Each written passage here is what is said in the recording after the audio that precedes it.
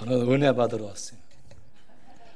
우리 장로님들이 노예에서 보면은 얼굴이 환하고, 또 오늘 교회 와서 보니까 정말 따뜻한 교회고, 또 이번에 우리 담임 목사님하고 잠깐 만나는 시간이 있었는데, 그래서 교회가 따뜻하고 장로님들 얼굴이 환하시구나. 여러분들은 여러분의 교회가 따뜻한 줄 모르시죠? 예, 들어오는 순간부터 참 따뜻하다, 이런 걸 많이 느껴요. 자, 옆 사람과 한번 인사합시다. 우리 교회가 따뜻하대.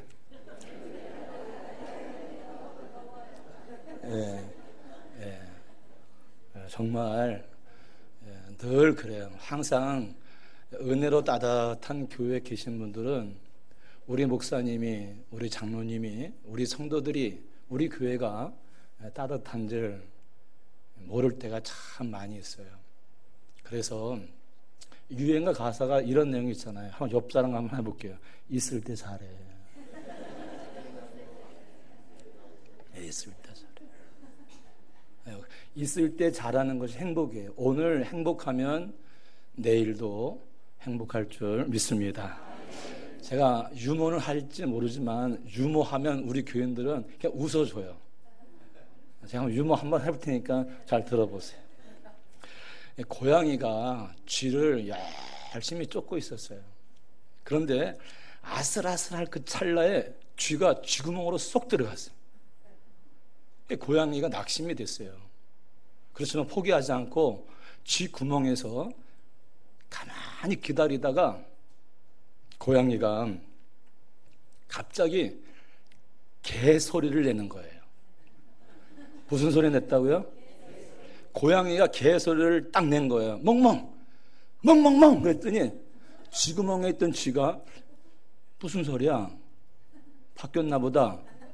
궁금한 거예요. 그래서 쥐가 쥐구멍으로 자기 목을 싹 내는 순간에 고양이가 발톱으로 딱 잡았다는 거예요.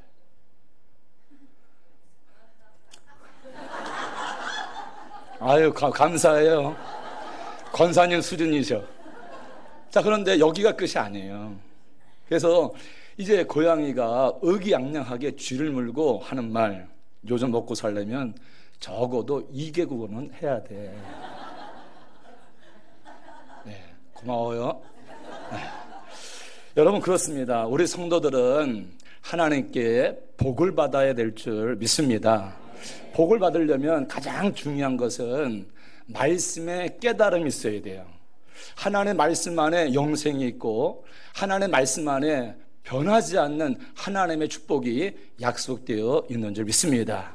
그래서 우리는 반드시 성도라면 말씀에 집중해서 말씀에 은혜 받을 때, 말씀은 하나님이기 때문에 여러분들이 말씀 따라 살아가는 가운데 여호와의 은혜와 복을 받게 될 줄 믿습니다. 오늘 본문의 말씀은 예수님께서 전날 밤에 감람산에서 밤에 맞도록 기도하셨어요. 그리고 아침에 성전에서 이제 많은 무리들을 가리키는데, 그때 바리새인들과 또 서기관이 간음하다가 걸린 여자를 끌고 왔어요. 그리고 얘기합니다.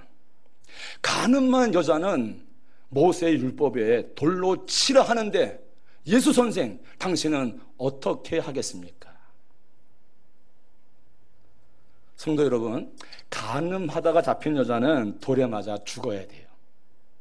죄를 지었으면 죄값을 받는 것이 당연합니다. 이 여자는 간음 중에 현장에서 잡힌 현행범이에요. 외간 남자와 연분이 있다는 소식을 듣고 현장을 그대로 덮친 거예요. 옷도 제대로 입지 못하고 머리끄덩이 잡힌 채로 끌려왔어요. 주변에는 남편과 가족, 많은 사람들의 따가운 눈빛으로 이 여자를 쳐다보고 있어요. 이제 많은 사람들이 여러분이 같이 지탄을 받으면서 이제 돌에 맞아 죽어야 할 그런 상황이에요. 여러분, 이같이 죽는 것보다 더 고통스러울 때가 있다 그래요. 죽는 것보다 더 고통스러울 때가 어느 때냐면 자기의 죄악이 다 드러나서 사람들 앞에 까발리게 될 때 그때는 정말 죽는 것보다 더 고통스럽다고 이야기를 합니다. 이 여인은 지금 너무 부끄러운 거예요. 그리고 죽음에 대한 공포 가운데 벌벌 떨고 있어요. 이런 여자를 앞에 두고 서기관들과 바리새인들이 예수님께 따져 묻습니다. 율법에는 이런 여자를 도로 쳐 죽이라 하는데 예수 선생, 당신은 어떻게 말씀하시겠습니까? 예수님은 이 질문의 의도를 잘 알고 있어요. 지금 서기관과 바리새인들은 어떻게 하면 예수를 고발하려고 책을 잡으려고 지금 이러한 질문을 하는 거예요. 용서하라 그러면 이것은 율법을 어기는 것이 되기 때문에 사내들린 공의에 고발을 합니다. 또 돌로 쳐 죽이라 하면 여러분이 같이 사형권은 로마에 있기 때문에 로마법을 어기는 것이 되는 것입니다. 자, 예수님은 이제 이럴 수도 저럴 수도 없는 그런 상황이 있어요. 이때 예수님께서 손가락으로 땅에 무엇인가 같이 쓰고 계셔요. 이걸 참지 못해서 다시금 그들은 얘기합니다. 예수 선생, 이런 자를 어떻게 말씀하시겠습니까? 예수님이 일어나셔서 얘기합니다. 너희 중에 죄 없는 자가 먼저 이 여인을 돌로 치라.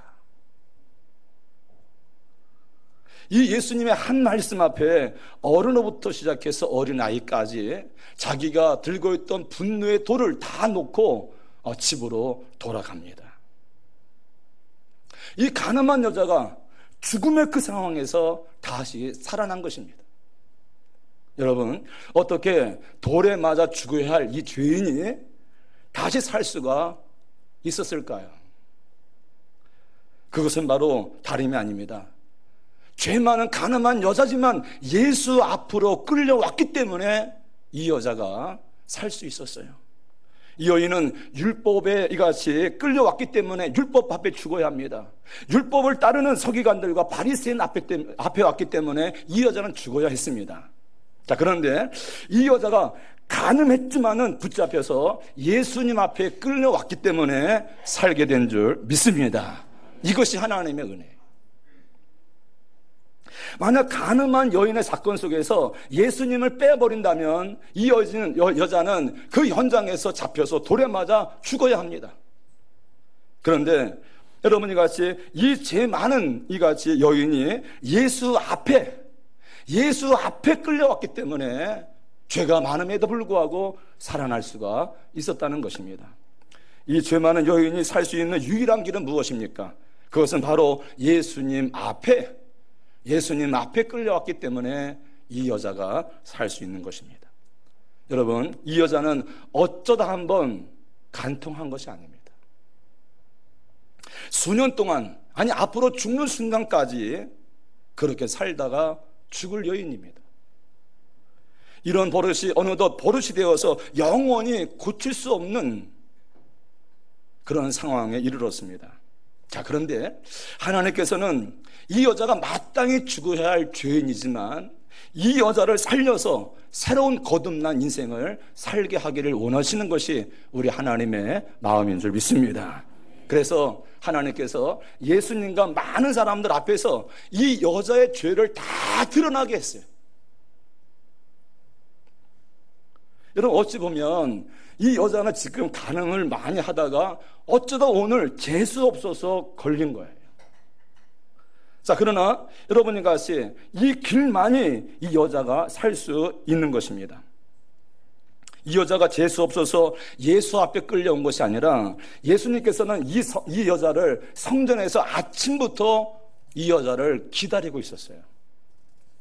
왜냐하면 이 여자가 예수 앞에 나와야만 그 죄가 용서받아야만 새로운 인생을 살아갈 수 있기 때문에 예수님은 성전에서 이 여자를 기다리고 있는 것입니다. 예수님은 이 여자가 죄 없다고 얘기하지 않아요. 그래서 돌을 든 무리들에게 행하 말합니다. 너희 중에 죄가 없는 사람이 있으면 먼저 이 여자를 돌로 치라. 무슨 말이에요? 이 여자는 죄가 있어요. 자기도 알아요. 죄가 있기 때문에 죄책감이 있어요. 죄책감이 있기 때문에 감히 예수 앞에 나갈 수가 없었어요. 그래서 예수님이 먼저 이 여자를 찾아오신 거예요. 또 여러분, 하나님께서는 이 여자의 죄를 지금 지적하고 있는 사람들이 있는데 그 죄를 지적하는 사람들의 죄를 보게 하셨어요. 예수님께서 분노하는 그들 앞에 손가락으로 땅에 글을 씁니다. 무엇이라고 썼을까요? 아마도 죄 없는 자가 먼저 돌로 치라, 이런 글을 땅바닥에 썼을 거예요. 그런데 그럼에도 불구하고 많은 사람이 분노합니다. 예수 선생, 이 여자를 어떻게 말씀하시겠습니까? 예수님이 일어나셔서 말합니다. 글에 쓴 것처럼 너희 중에 죄 없는 자가 먼저 돌로 치라. 여러분, 지금까지 이 여자가 죄인이라고 지적질하던 이 사람들이 예수님이 그런 말 합니다. 죄 없는 자가 돌로 치라 할 때 그들은 자기의 자신을 돌아봅니다. 여러분, 그들은 율법을 잘 아는 사람입니다. 율법의 613가지 중에서 하나라도 범죄하면 영원한 죄인이라는 것을 다 압니다. 여러분, 율법에 안 걸릴 사람이 세상에 어디 있습니까? 율법을 자기 자신에게 비추어야 은혜가 되는데 하나님의 말씀에 은혜 받고 자꾸만 다른 사람에게 여러분 지적질하기 때문에 이 사람들은 삶의 변화가 되지 않았어요.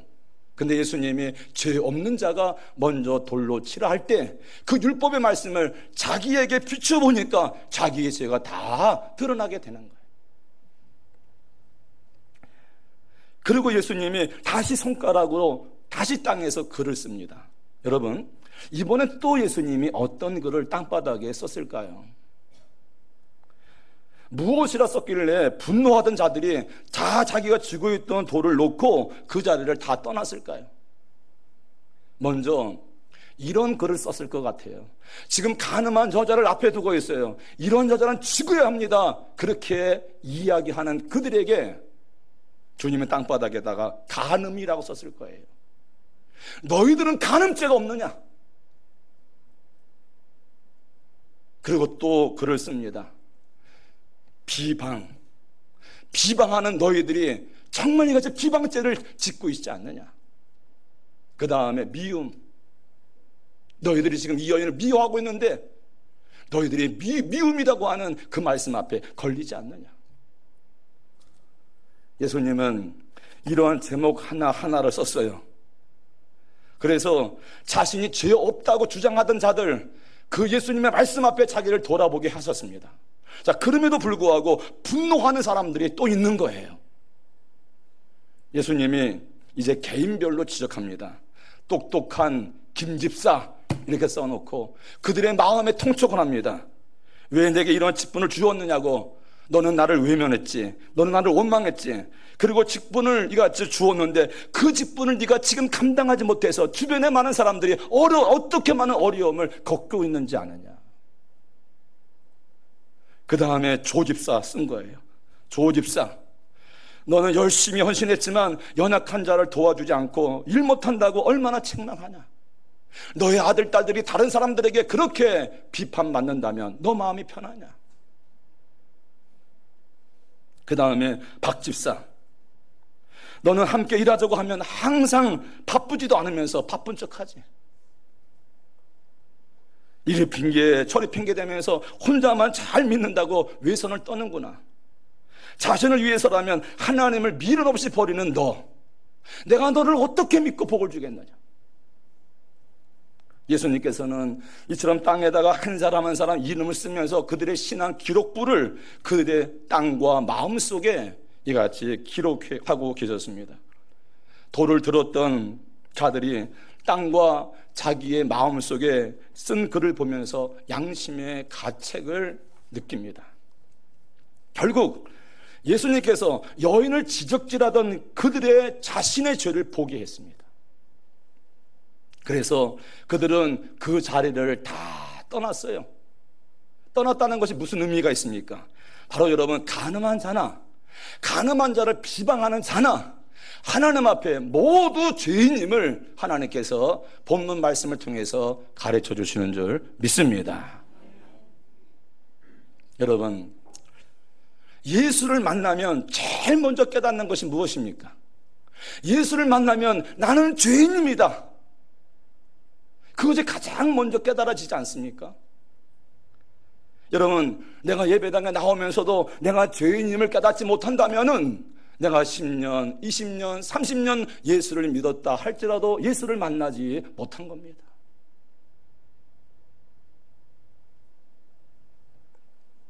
그렇다면 왜 예수님은 우리의 죄를 다 드러내시는 이유가 무엇입니까? 여러분, 죄가 드러나야만 예수가 필요하고 예수를 의지해야만 죄 사함 받고 여러분 이 땅에서도 천국에서도 영원한 천국의 삶을 누리게 될 줄 믿습니다. 하나님은 거룩하기 때문에 죄가 있으면 복을 주냐 줄 수가 없습니다. 그래서 예수를 만나면 여러분이 같이 내 죄가 다 드러나게 됩니다. 다 떠나고 난 여러분 이제 가늠한 여자만 남았어요. 그를 향해서 예수님 말씀하십니다. 나도 너를 정죄하지 않겠다. 나도 너를 정죄하지 않겠다. 무슨 말입니까? 너는 가늠한 여자로서 죄가 많지만 내가 내 죄를 이같이 용서해 주겠다. 그렇게 말씀하고 있는 것입니다. 여러분, 이렇게 용서할 수 있는 것은 예수님께서 이 여인의 죄를 다 담당하셨기 때문에 예수님이 이 죄인의 여러분 죄를 용서하게 된 줄 믿습니다. 예수님께서 말씀하십니다. 이 여자에게 던질 돌을 나에게 던져라. 이 여자는 간음죄를 범죄했다. 그러나 이 여자에게 돌을 던지지 말고 이 여자에게 던질 돌을 나에게 이같이 던져라. 여러분, 왜 예수님께서는 죄인들의 여러분 대신해서 돌을 맞아주는 이유가 어디 있습니까? 그렇지 않으면 서로를 향해서 계속 돌을 던져요. 내가 오늘 이 사람의 돌을 던지면 그 사람은 맞아가지고 다시 나에게 돌을 던져요. 그러면 다 죽어요. 바리새인들과 여러분 서기관이 여인을 향해서 돌을 던집니다. 결국 그 던지는 돌이 여러분 같이 자기에게 되돌아오게 돼 있다는 겁니다. 왜냐하면 그들도 죄인이기 때문에. 그래서 예수님은 자신에게 스스로 돌을 던져 자신을 죽이지 말아라. 율법에 의해서 모든 인간이 다 죽고 죽이는 그러한 저주를 내가 끊으러 왔다. 나는 너를 정죄하지 않는다. 나는 너희에게 돌을 던지러 온 것이 아니다. 내가 너희들의 모든 죄를 대신해서 돌을 맞아서 내가 죽어 너희들을 살리기 위해서 내가 이 땅에 왔다. 그렇게 말씀하고 있는 것입니다. 여러분, 오늘 가늠한 여인에게 주님 말씀하십니다. 나도 너를 정죄하지 않겠다. 여러분, 이렇게 말씀하시는 예수님의 마음은 어디 있을까요? 그것은 잃어버린 딸을 되찾는 아버지의 마음이라 하는 것입니다. 하나님 아버지에게는 이 가늠한 여자가 여러분이 자신의 잃어버린 딸이라는 것을 우리에게 말씀하고 있습니다.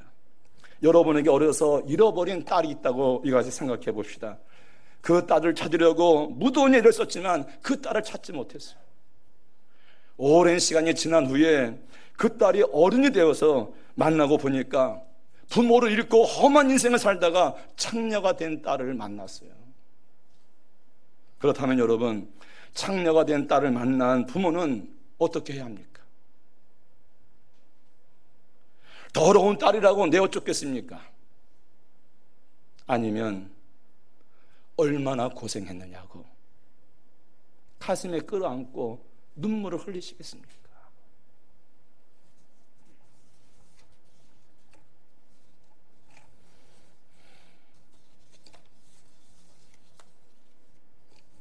가늠하다 잡혀온 여인은 하나님 아버지에게는 잃어버렸다가 다시 찾은 그러한 딸입니다. 예수님은 이런 하나님의 마음을 알기 때문에 내가 너를 정죄하지 않겠다. 내가 너를 용서하겠다. 왜냐하면 잃어버린 딸을 되찾는 자기의 자녀이기 때문에 정죄하지 않겠다고 주님께서 말씀하고 있습니다. 여러분, 어느 지방 교도소에서 20년 이상 된 장기수 가족을 초청해서 이제 체육대회를 열었어요. 비록 교도소 안에서 이루어지는 체육대회지만 마치 여러분 시골 초등학교에서 하는 운동회와 같이 아주 시끌벅적했어요. 이제 운동회가 잘 진행되다가 이제 마지막 게임이 남았어요. 그 마지막 게임의 이름이 뭐냐면 일명 효도 달리기예요. 효도 달리기. 효도 달리기를 하니까 시끄러웠던 운동회가 갑자기 숙연해졌어요. 그것은 선수들이 이런 푸른 수의를 입고 출발 선상에 섭니다. 그 뒤에는 그들의 부모가 서 있습니다. 이제 부모들이 아들의 등에 업혀서 달리게 하는 것인데, 앞에는 아들이 있습니다. 뒤에는 부모가 있습니다. 부모가 아들 등에 업혀야 되는데 업히려고 하질 않습니다. 그래서 진행하는 교도관이 이가 재촉합니다. 마지못해 이제 등에 업히게 되는데, 아들의 등을 보니까 너무 마른 거예요. 부모가 도저히 그 아들의 마른 등허리에 업힐 수가 없어요. 이제 출발 신호가 땅 하고 떨어졌어요. 온 힘을 다하여서 달려야 하는데 그렇게 달리는 아들들이 없어요. 반대로 최대한 늦게 달리는 이상한 경주가 되고 말았어요. 어머니를 등에 업고 달리는 아들은 눈물을 펑펑 흘립니다. 그 아들의 눈물을 닦아주느라고 어머니는 자신의 눈물을 닦지 못합니다.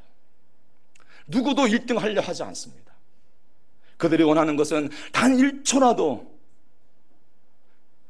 어머니를 업는 이 순간이 길어졌으면 하는 그런 마음뿐이었습니다. 지켜보던 사람들이 다 눈물을 흘렸습니다. 세상에서는 내 아들을 죄인이라고 버렸지만 이 부모는 그 아들을 버릴 수가 없는 것입니다. 오늘 본문은 예수님께서 바로 우리에게 그것을 말씀하고 있습니다.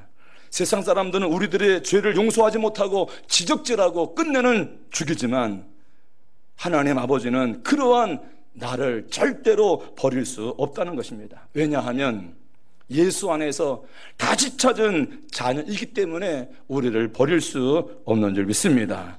성경은 말합니다. 그러므로 이제 그리스도 안에 있는 자에게는 결코 정죄함이 없느니라.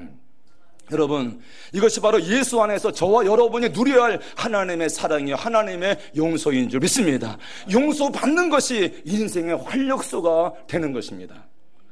이처럼 진정한 사랑은 예수님처럼 죽은 사람을 살리는 것입니다. 율법은 죄의 경중에 따라서 그 사람의 죄를 정죄하고 죽입니다. 이 여인은 율법 앞에서 당연히 돌에 맞아 죽어야 할 인물입니다. 그러나 예수 앞에 나옴을 통해서 죽음에서 생명을 건진받았습니다. 그렇습니다. 예수 앞에 나오면 모든 죄 사함받고 죽을 것만 같은 인생의 모든 문제가 해결되게 될 줄 믿습니다. 이제 가늠한 여자가 예수 앞에 나옴으로 하나님께 복을 받았어요. 어떤 복을 받았습니까? 하나님의 자녀로서 모든 죄가 끊어지고 이제 주님과 함께 여러분 영생을 얻는 그러한 복을 받았어요. 과거에는 수치와 두려움으로 가득 찼던 마음이 이제는 예수님의 용서와 사랑으로 넉넉한 마음이 되었어요. 이런 용서함을 받았기 때문에 이제는 어떤 사람이라도 만나면 다 용서할 수 있는 그런 아름다운 인생을 살게 되었던 것입니다. 성도 여러분, 만약 우리가 그 자리에 있었다면 죄 없는 자가 돌로 이 여인을 치라 할 때 이 여인을 향해서 과감하게 돌을 던질 사람이 어디 있겠습니까? 성경은 분명히 말합니다. 하나님보다 세상을 더 사랑하면 간음자라고, 하나님보다 성공을 더 사랑하고, 하나님보다 물질을 더 사랑하고, 하나님보다 자식을 더 사랑하고, 하나님보다 나 자신을 더 사랑한다면 그것이 바로 간음자라고 성경은 말해주고 있습니다. 요즘은 하도 악해서 죄를 범하고도 부끄러워하지 않습니다. 내가 하면 로맨스고 남들이 하면 불륜이라는 그런 의식이 팽배져 있습니다. 여러분, 우리는 다 발각되지 않는 죄인이고 들키지 않은 죄인일 뿐입니다. 그런데 죄인된 우리가 누구를 판단하고 누구를 뒤죽질하고 누구를 죽일 수 있단 말입니까? 예수님은 우리의 삶의 현장을 다 지켜보고 있습니다. 그렇다면 우리 모두가 예수 앞에 서야 할 죄인인 것입니다. 여러분, 우리 모두 다 여러분 예수 앞에 서야 할 죄인임을 깨달을 때 여러분 그 순간 상상 못할 하나님의 은혜와 축복이 저와 여러분에게 임하게 될 줄 믿습니다. 여러분, 레마 르크라가 쓴 서부전선 이상 없다라고 하는 이러한 소설이 있습니다. 이 소설의 배경은 1차 세계대전입니다. 독일의 7명인 어린 꼬마들이 자원해서 전쟁터에 나갑니다. 이 어린 꼬마들이 3년 동안 군인으로서 용감하게 싸우다가 6명은 죽고 1명이 남습니다. 이 1명의 주인공이 적과 한참 동안 싸우는데 주변이 갑자기 조용해졌습니다. 돌아보니까 다 죽은 거예요. 죽은 시체를 이거 살펴보니까 어떤 사람은 이미 죽었어요. 어떤 사람은 총탄에 만져서 심한 고통 가운데 죽어가고 있어요. 여러분, 이때 어린 소년병이 절규를 합니다. 나는 이제 비로소 당신과 내가 똑같은 사람임을 내가 깨닫게 되었습니다. 너희들이 죽는 것처럼 나도 죽을 것이고, 당신들에게도 어머니가 있어서 당신들을 전쟁터에 보내면서 괴로워했고 지금도 조마조마 기다리고 있을 것이다. 당신에게도 사랑하는 사람이 있고 나도 사랑하는 사람이 있고, 나도 죽음에 대한 두려움이 있듯이 당신들이 지금 죽음을 두려워하면서 죽어가고 있습니다. 당신들도 용서를 바라는 사람이요, 나도 용서를 받을 사람입니다. 이 어린 소년병이 그 처참한 죽음 앞에서 항상 나는 착한 나라고 당신들은 나쁜 나라인 줄 알았는데 그 죽음 앞에서 당신과 나는 똑같은 사람이라는 것을 깨닫게 되었습니다. 성도 여러분, 내가 총을 쏘아서 저 사람이 죽었어요. 저 사람과 내가 다릅니까? 같은 사람이라는 것을 우리는 알아야 합니다. 누가 누구를 비난하며 총을 쏩니까? 도리어 그 현장에서 하나님의 자녀인 저와 여러분은 여러분이 같이 우리의 주인 되신 예수님을 바라봐야 될 줄 믿습니다. 거기에 소망이 있는 것입니다. 16세기 폴란드의 천문학자 코페르니쿠스라고 하는 사람이 있습니다. 그가 세상을 떠날 때 그가 자기 묘비에 쓸 글을 자기가 이렇게 썼습니다. 하나님, 나는 바울이 가졌던 특권도 구하지 않습니다. 베드로에게 주셨던 능력도 구하지 않습니다. 다만 예수님이 십자가 지실 때 옆에 있던 강도에게 베풀었던 그 긍휼함을 나는 바랍니다. 주님, 나에게 그 긍휼함을 허락해 주옵소서. 무슨 말입니까? 하나님, 나도 저 강도 같은 죄인입니다. 자기의 죄인됨을 깨달았습니다. 그래서 하나님 나의 긍휼을 베풀어 달라고 그렇게 고백합니다. 여러분, 이때 하나님의 귀한 말씀이 들려옵니다. 나도 너희를 정죄하지 않겠다. 할렐루야. 내가 죄인됨을 깨달았을 때 우리 주님은 나의 모든 죄를 여러분 속량해 주는 그런 용서의 은혜를 저와 여러분에게 허락해 주실 줄 믿습니다. 여러분, 이러한 용서의 기쁨, 이것이 삶의 활동력입니다.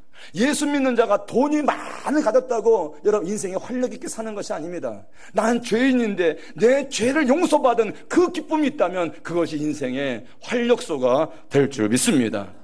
오늘 본문에서 우리가 꼭 놓치지 말아야 할 것이 있습니다. 여러분, 혹시 여러분의 마음에 혹시 누군가에게 던지려고 손에 들고 있는 돌은 없습니까? 어떻게 그 사람이 나한테 이렇게 할 수 있어? 내가 그 사람에게 어떻게 했는데 당신이 나에게 이렇게 했을 수 있어? 난 절대로 그 사람을 용서할 수 없어. 여러분, 많은 사람들이 알게 모르게 내 손에 분노에 여러분 돌을 들고 오늘을 살아갑니다.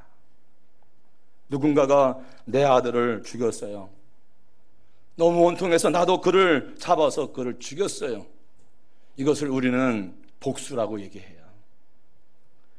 그 범인을 잡아서 경찰서에 넘겼어요. 이것을 우리가 정의 실현했다 그래요. 그 사람을 용서했어요. 그것을 우리가 은혜를 베풀었다고 이야기합니다. 여러분, 여러분의 어떤 것이 마음에 듭니까? 우리들은 범인을 잡아서 경찰서에 넘겨도 우리의 속은 풀리지 않습니다.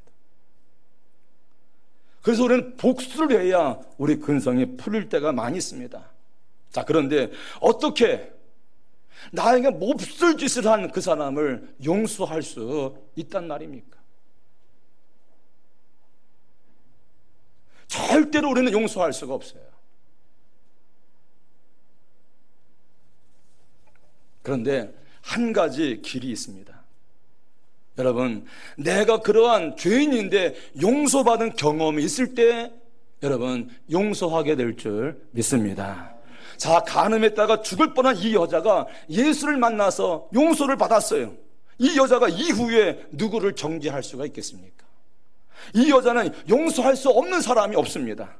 여러분, 이것이 예수 그리스도 안에 있는 놀라운 기적임을 믿으시기를 주의 이름으로 축원합니다. 예수님은 우리에게 든 돌을 놓으라고 얘기합니다. 아니, 네가 지금 쥐고 있는 그 돌을 나에게 던지라고 얘기합니다. 네가 억울한 마음, 네가 상처난 마음, 너 지금 무거운 멍에 너의 모든 것을 다 나에게 그 돌을 던지라고 얘기합니다. 주님 말씀하십니다. 수고하고 무거운 짐진 자들아 다 내게로 오라. 내가 너희를 쉬게 하리라. 주님 말씀하세요. 네가 지금 안고 있는 분노의 이러한 같이 아픔과 상처, 그런 모든 짐을 다 나에게 던져버려라. 여러분, 우리가 분노의 돌을 예수님 앞에 다 던져버리면 예수님이 맞으시고 피를 흘리십니다. 그 예수님의 피 흘리심 앞에 여러분 그때 내 모습을 발견할 수 있습니다. 저 사람만 죄가 아니라 내가 하나님 앞에 얼마나 큰 죄인임을 여러분 깨닫고, 그렇게 내 죄가 내가 여러분 죄인임을 깨달았을 때 예수님의 십자가의 사랑이, 여러분 십자가의 보혈이 여러분 나를 깨끗하게 위로하고 씻어주시게 될 줄 믿습니다.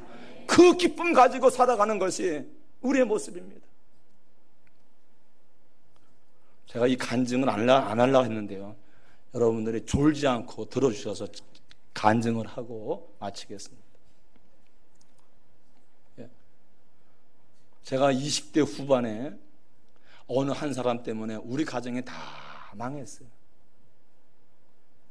그 사람만 생각하면 제 손에 칼이 들려와요.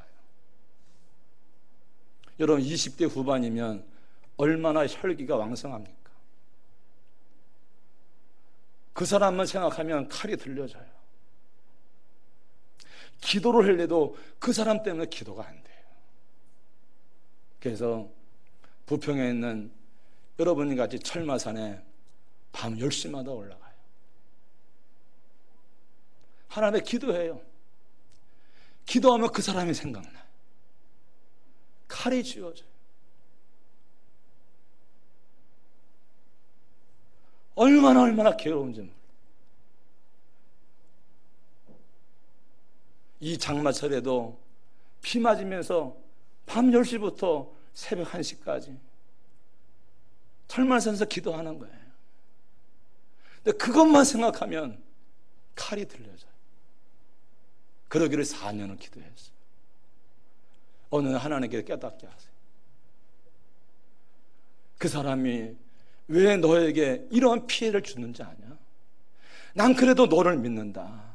너는 그런 사람이 되지 말고 넌 정말 예수 진짜 믿는 그런 사람이 되기 위해서 내가 너를 사랑하기 때문에 그 사람을 너의 책직으로 이같이 사용한 것이다.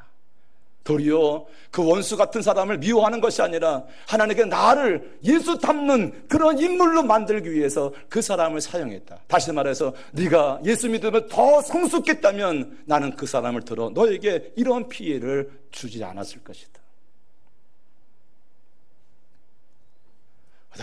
얼마나 울었는지 몰라요. 죄 많은 나를 하나님께서 그래도 예수 닮는 사람을 만들기 위해서 하나님의 그러지 않아야 할 사람을 들어서 나 때문에 악한 사람을 만들어서 나를 치시는구나. 내가 더 성숙했더라면 저 사람은 그러한 도구로 쓰임받지 않았을 텐데 내가 하나님 앞에 얼마나 울었는지 몰라요. 나 한 사람을 위해서 주님이 그토록 나를 사랑하시는구나. 저는 개척을 했어요. 개척한 이유가 부교육자 했을 때 폐결핵 3번을 앓았어요. 내성이 있기 때문에 약으로 치유가 안 돼요. 교회를 사임했어요. 애는 셋이에요. 모래내 시장 저 우편에서 월세 30만 원 살았어요. 월세 30만 원인데 우리 아내가 놀이방을 해서, 어린이 놀이방을 해서 먹여 살려요. 그 가운데 신목교 앞에서 지하 월세 30만 원 해서 개척을 시작했어요. 30분 이상을 서 있을 수가 없어요. 근데 지금 26년을 달려왔어요. 한 가지예요. 나 같은 사람을 위해서, 나를 용서하시고 나를 이같이 하나님의 자녀 삼기 위해서 십자가에서 그 위대하신 분이 자잘하게 죽었기 때문에 그 사랑 너무 감사해서, 주님, 내가 이 몸 주님 앞에 드리고 싶은데 난 병든 몸인데 하나님 나를 받아주시겠습니까? 저는 어떤 어려움이 있어도 십자가 바라보면 나를 사랑하시고 나를 용서하시고 나를 자녀 삼아주신 주님의 사랑이 너무 크기 때문에, 그 사랑 때문에 26년을 달려왔어요. 여러분, 저는 교회가 이같이 성장할수록 많은 어려움을 당해요. 교회가 왜 이같이 성장할수록, 우리 집안에서 1년을 예배드렸어요. 그 다음에 지하에서 4년을 예배드렸어요. 연수동으로 이사가서 매해 상가 한 가지씩 사서 늘렸어요. 그럴 때마다 교인들은 반으로 쫙쫙 갈라져. 저는 돈이 없어서 약 사 먹을 돈이 없었어요. 그래서 석유를 먹어봤어요. 석유 먹으면 좋다고. 그래도 한 번도 주님 바라보고 가는 길을 등 돌리지 않았어요. 왜?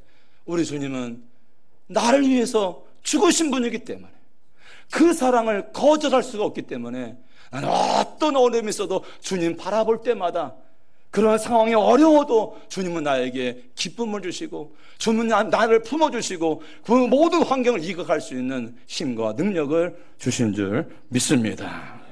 그렇습니다. 여러분, 원한의 돌이 있을 거예요. 무거운 멍에가 있을 거예요. 주님은 그거 아세요. 근데 주님이 말씀하시는 것은 한 가지예요. 너 그 원한의 돌을 가지고 내게 올 수 없겠냐? 너 그 무거운 멍에를 가지고 내게 맡길 수 없느냐? 저는 지금 제 간증을 하고 있습니다. 매 순간순간마다 어려울 때마다 주님 앞에 무릎 꿇고 주님 앞에 내 모든 돌을 주님 앞에 다 던졌어요. 던질 때마다 주님은 무한한 사랑으로 나를 품어주시고 여러분이 가서 한 단계 한 단계 올려주는 그러한 은혜를 경험했어요. 여러분, 사여손교회가 주님 나라 위할 때 여러분, 그 길은 십자가의 길이에요. 십자가의 길 없이 부활의 영광은 절대 없습니다. 그러나 십자가의 그 길을 관통할 때 거기에 하나님이 계시고 하나님의 은혜가 있고 하나님의 나를 만드시는 것이 있고 주님을 여러분이 같이 우리를 만나주시게 될 줄 믿습니다.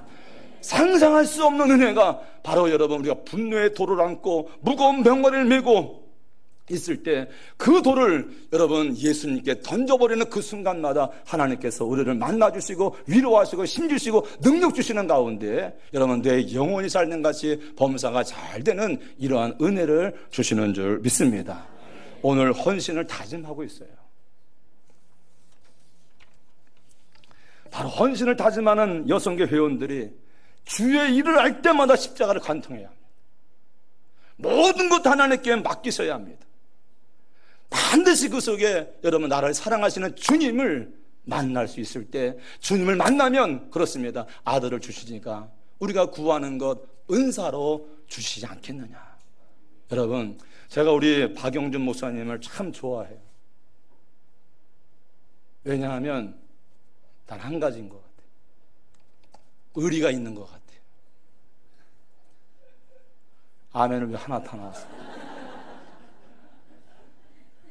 여러분, 아니에요. 예수 잘 믿는 사람은 착한 사람 아니에요. 믿음이 뭐예요? 주님 나 위해 죽으셨어요. 그렇다면 나도 의리를 지켜야 될 거 아니에요. 내 너를 위하여 몸보로 피 흘렸구만 너 나를 위하여 무엇을 주느냐? 근데 제가 보니까 박영준 목사님은 참 속정이 기쁘세요. 고마워요. 그렇기 때문에 제가 보니까 그래요. 교회가 되는구나. 교회가 되는구나. 여러분, 오늘 헌신 예배 드리는 이같이 형교회원 여러분, 우리가 주님 길을 갈 때 많이 어려워요. 그때가 주님 만날 때고 그때가 주님께 복을 받을 때고, 그래서 여러분 십자가를 피해가지 마시고 십자가가 올 때 주님을 바라보셔서 은혜 받으시고 교회를 세워가는 데 쓰임받는 복된 선교회와 성도들이 되시기를 주의 이름으로 축원합니다. 기도하겠습니다. 하나님 감사합니다. 하나님 나라 위해서 헌신을 다짐하는 헌신 예배를 허락하여 주셔서 정성을 모두어 하나님께 예배하게 하여 주심을 감사합니다. 아버지, 우리가 사역 감당할 때 참 많은 어려움이 있습니다. 그러나 그 어려운 문제 하나님께 맡기는 귀의 힘을 깨닫게 하여 주시어서 아버지 하나님, 어찌 보면 참 우둔하게, 어찌 보면 무식하게 주님께 모든 것을 던지는 여선교 회원들이 되게 하여 주시어서 그 속에서 내가 죄인됨을 깨닫고 그 속에서 죄인된 나를 십자가의 사랑으로 품어주시는 주님의 사랑을 경험하는 우리 아버지 회원들과 성도들이 되게 하여 주시어서 아들을 주시니까 우리가 구하는 것 은사로 주시지 않겠느냐, 주님의 마음을 깨닫고 크게 은혜 받는 아름다운 역사심이 임하게 하여 주옵소서. 장차 청신제일교회가 할 일이 참 많습니다. 많기 때문에 하나님께서 많은 은혜를 예비해 주신 줄 믿습니다. 아버지, 모든 사명 다 주님께 맡기는 아버지 하나님 성도들이 되게 하여 주시어서 하늘을 두루마리 삼고 바다를 먹물 삼아도 다 기록할 수 없는 아버지 은혜를 받아 축복의 통로로 쓰임받는 아버지 성도들이 되도록 인도하여 주옵소서. 지금까지도 우리 아버지 귀하신 목사님 아버지 이끌어 주셨는데 더더욱 갑절의 영감을 허락하여 주시어서 세상에서 가장 위대한 목사님으로 하나님 든든히 세워주시고 사용하여 주옵소서. 예수님의 이름 받들어 기도 올리옵나이다. 아멘.